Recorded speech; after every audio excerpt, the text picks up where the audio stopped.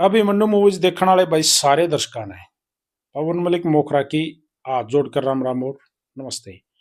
भाई हरियाणा जो है वो क्राइम की ग्रस्त में है। हरियाणा में हर रोज जो है क्राइम हो रहे हैं।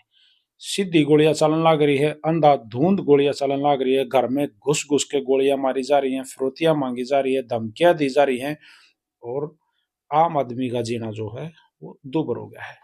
इसी कड़ी में मैं बताना चाहूंगा, 2-3 दिन पहले झज्जर जिले के डीगल गांव पहले खेल गांव कहा जाता था, पहलवानों का गांव था, खिलाड़ियों का गांव था, इंटरनेशनल प्लेयर का गांव था।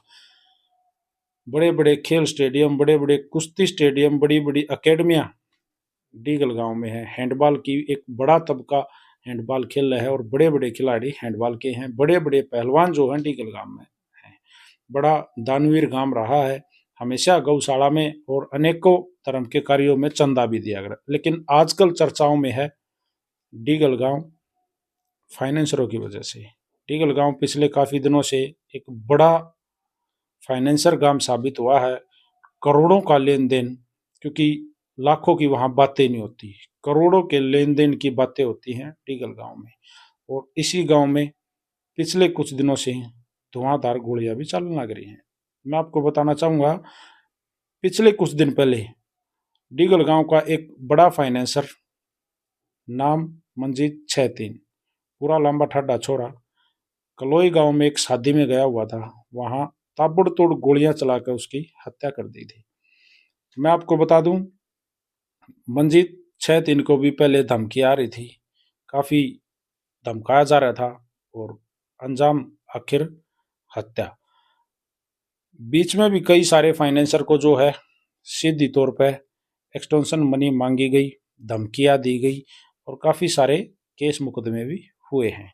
गांव की गांव में रंजिश का माहौल है और इसी रंजिश की बलि चढ़ गया, इसी फाइनेंस की, पैसे के लेन देन की या आपसी रंजिश की बलि चढ़ गया 2 से 3 दिन पहले साहिल उर्फ सोनू, साहिल अलावत उर्फ सोनू अलावत, जो अपने किसी दोस्त के घर में बैठक में बैठा था और वहां कुछ हमलावर आए और आकर ताबड़तोड़ गोलियां चलाकर लगभग 1 मिनट में 15 से 20 राउंड फायर करे और 14 गोलियां जो है वो सोनू को लगी।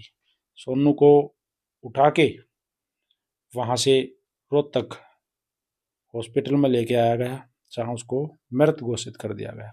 एक बात मैं और बताना चाहूंगा, उस समय जब सोनू के ऊपर ताबड़तोड़ गोलियां चलाई गई, वहां पर 2 युवक और भी मौजूद थे जिन्होंने भाग कर अपनी जान बचाई।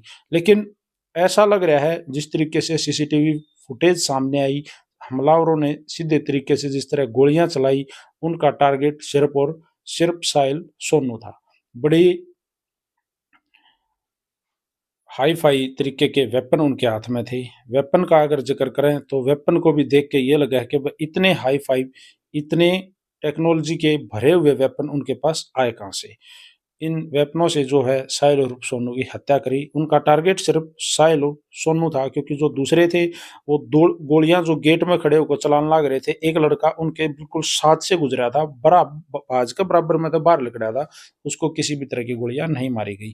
एक लड़का दीवार फांद कर कूदते हुए दिखाई दे रहा है, उसका भी किसी तरह की गोलियां नहीं मारी गई, लेकिन उनका टारगेट सिर्फ सोनू था। इस हत्या से 5 से 4 दिन पहले एक सोशल मीडिया पे मार पिटाई की वीडियो भी वायरल हो रही है। इस वीडियो का भी काफी जिक्र जो है सोशल मीडिया पे चल रहा है।